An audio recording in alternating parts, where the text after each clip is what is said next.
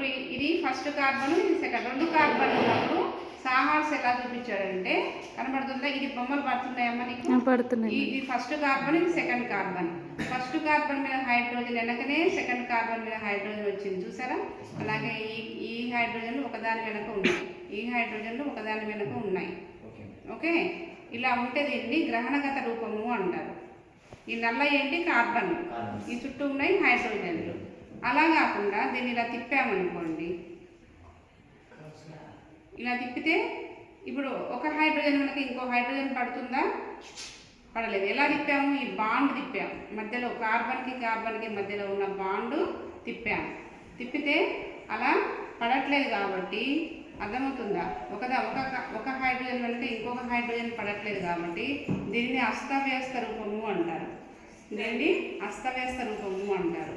ఒకదాని మీద ఒకటి పడితేనేమో గ్రహణగత రూపము అంటారు. ఓకేనా? గ్రహణగత రూపం అంటే ఎక్లిప్స్డ్ అంటారు, ఎక్లిప్స్డ్ ఫామ్ అంటారు ఇంగ్లీష్లో. Eclipsed form. ఇట్లా మధ్యలో పడితేనేమో స్టాగర్డ్ ఫామ్ అంటారు, అస్తవ్యస్త రూపము అంటారు. ఈ 2 రకాల నిర్మాణాలని ఇలా చూపించాడు. ఇది చూపించాము, ఇలా చూపించారు. ఇక్కడ చూడండి, ఈ హైడ్రోజన్ మీద పడుతుంది కాబట్టి దీన్ని ఏమంటారు? గ్రహణగత రూపము అంటారు. మొదటి దాన్ని ఏమంటారు? గ్రహణగత రూపము అంటారు. దీన్ని గ్రహణగత లేదా ఎక్లిప్స్డ్ ఫామ్ అంటారు. ఎక్లిప్స్డ్ ఫామ్ అంటారు. తెలుగులో గ్రహణగత రూపము అంటారు. దీన్ని ఏమంటారు? ఇక్కడ హైడ్రోజన్లు ఒకటి పడట్లేదు చూడండి. ఈ హైడ్రోజన్ పైకి ఉంటే ఈ హైడ్రోజన్ కిందకు ఉంది, అన్ని డిఫరెంట్గా ఉన్నాయి. ఒకదాని మీద ఒకటి పడకపోతే దీన్ని అస్తవ్యస్త రూపము అంటారు. దీన్ని స్టాగర్డ్ ఫామ్ అంటారు. అర్థమైందా? 3 రకాల నిర్మాణాలు చూసాము. ఫస్ట్ది ఫ్లయింగ్ వెడ్జ్ ఫార్ములా.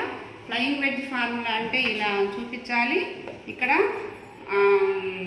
ఇలా ముందుకు ఉన్న ఎల్లో కలర్ కార్బన్ ఏమో దీన్ని పైన రాయాలి. ఇందులో ఫ్లయింగ్ వెడ్జ్ ఫార్ములాలో ముందుకు ఉన్న కార్బన్ ఇలా పైన, హైడ్రోజన్ని పైన రాస్తాము. వెనక ఉన్న ఎల్లో కలర్ది అనమాట, ఇది ఎల్లో కలర్ది, మీకు వీడియోలో చూపించింది ఎల్లో కలర్ది పైన రాస్తాము. వెనక ఉన్న ఇది వైట్ది, వైట్ దాన్ని వైట్ ఉన్న హైడ్రోజన్ని కింద రాస్తాము, అంటే తలానికి పైన. ఇదేమో కింద, దీనికి సెకండ్ నెంబర్ ఇచ్చాను. ఈ 2 మామూలుగా ప్లేన్లో చూపిస్తామన్నమాట. ఇది ఫ్లయింగ్ వెడ్జ్ ఫార్ములా. ఓకేనా? సెకండ్ది ఫిషర్ ప్రొజెక్షన్ ఫార్ములా అంటేనేమో ఇది ఫ్లయింగ్ వెడ్జ్.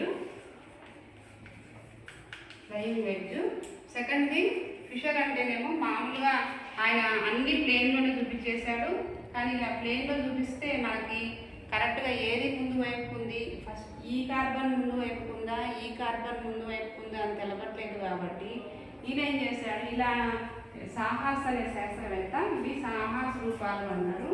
సాహాస్ అనే అతను ఏం చేశాడంటే ముందు వెనక చూపడానికి, అంటే ఇప్పుడు ఇలా తీసుకుంటే ఒక కార్బన్ ముందు ఉంటుంది, ఒక కార్బన్ వెనక ఉంటుంది.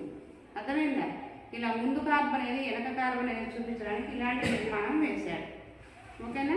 ఇక్కడ ఇప్పుడు ముందున్న కార్బన్ దీని ఫస్ట్ కార్బన్ అనుకుంటే వెనక వైపు ఉన్నదాన్ని సెకండ్ కార్బన్ అంటాడు. అర్థమైందా? ఇది ఫస్ట్ కార్బన్, వెనక ఉన్నదాన్ని సెకండ్ కార్బన్ అంటాడు. ఇందులో ఇలా ఒకదాని వెనక ఒకటి పడితేనేమో దీన్ని గ్రహణగత రూపము లేదా ఎక్లిప్స్డ్ ఫామ్ అంటారు. అర్థమైందా? అలా కాకుండా ఒకదాని మధ్యలో ఒకటి పడితే దాన్ని ఇలా పడితే దాన్ని అస్తవ్యస్త రూపము లేదా స్టాగర్డ్ ఫామ్ అంటారు. ఇక్కడికి అర్థమైందా? ఇప్పుడు అర్థమైందా? ఇలా విధంగా ఉన్నాయి. ఇంకొకటి ఉంది, దాన్ని ఏమంటారంటే 4వది న్యూమన్ ప్రొజెక్షన్ ఫార్ములా. అర్థమైందా? అదేంటో అది ఏం లేదు, 4ది తుడిపేస్తా. ఈ సాహాస్ది కూడా ఏమవుతుందంటే పిల్లలకి అర్థం కావట్లేదు. అర్థమవుతుందా? ఇది ఫస్ట్ అని కొంతమంది అనుకుంటున్నారు, ఇది ఫస్ట్ అని కొంతమంది అనుకుంటున్నారు. కాబట్టి అర్థమైందా? కాబట్టి ఏం చేశారు? 4వది ఒకటి చెప్పారు, దాని పేరు ఏమంటారంటే న్యూమన్ ప్రొజెక్షన్ ఫార్ములా. 4వది న్యూమన్ ప్రొజెక్షన్ ఫార్ములా. ఫార్ములాలో ఏం చేస్తారంటే రెండు గుండ్రాలు లాగా ఒక గుండ్రం గీస్తారు ముందు. ఓకే, ఒక గుండ్రం గీస్తారు. ఈ ఒక గుండ్రము ఏంటంటే ఫస్ట్ ఇందులో ఇది కార్బన్ అనుకోండి. కార్బన్ అనుకుంటే ఇలా ఫస్ట్ కార్బన్ ఇది అనమాట. ఫస్ట్ కార్బన్ని ఇలా ఒక గుండ్రానికి ముందు రాస్తారు. ఈ ఫస్ట్ కార్బన్ పైన హైడ్రోజన్ ఉన్నాయి, 3 హైడ్రోజన్.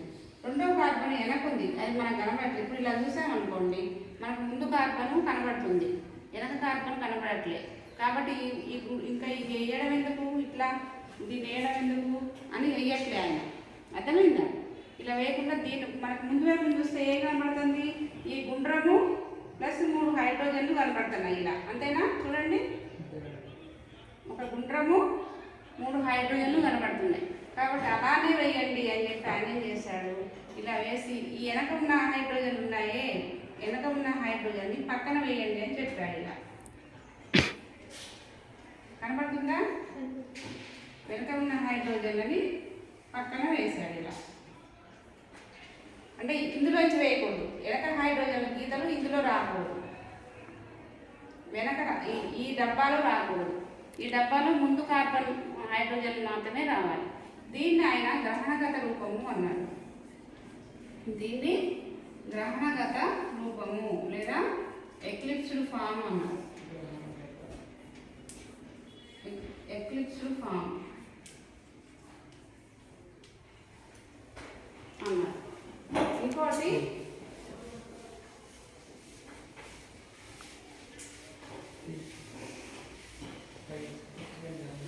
ఏంటి, ఇంకొక రూపాన్ని ఎలా వేశారంటే స్టాగర్డ్ ఫామ్ని ఎలా వేస్తారంటే సేమ్ ఇంతే పెడతారు, ఎక్లిప్స్డ్ ఫామ్ లానే. అదే హైడ్రోజన్ అని ఇలా పెడతారు. ఎందుకు పెడతారో చూద్దాం.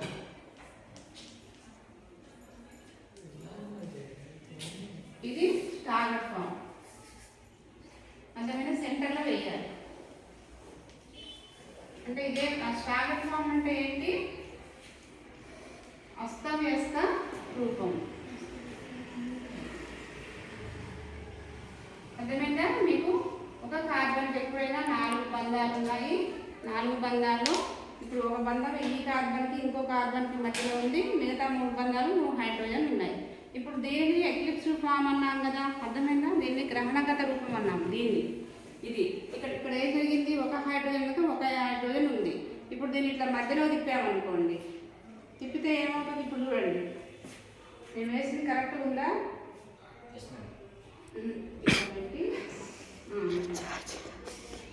చూడండి. ఓకే, ఫస్ట్ కార్బన్ మనం ముందు వేసాము. ఇక్కడ హైడ్రోజన్ ఉంది, ఇక్కడ ఒక హైడ్రోజన్, ఇటు ఒక హైడ్రోజన్ ఉంది. ఈ హైడ్రోజన్ ఎక్కడికి పోయాయి? కింద మధ్యలోకి వచ్చాయి. అంతేనా? అర్థమైందా ఇప్పుడు? అన్న వీడియో క్లియర్ ఉంది మేడం. మేడం ఇందులో ఛార్జింగ్ 5% ఉంది మేడం. కాబట్టి దీన్ని గ్రహణగత రూపము లేదు, దీనిని అస్తవ్యస్త రూపము లేదా స్టాగర్డ్ ఫామ్ అంటారు. ఈ విధంగా 4 ఫార్ములాలు చూపించారు మనకి. నిర్మాణాలు మేడం ఆపేనా?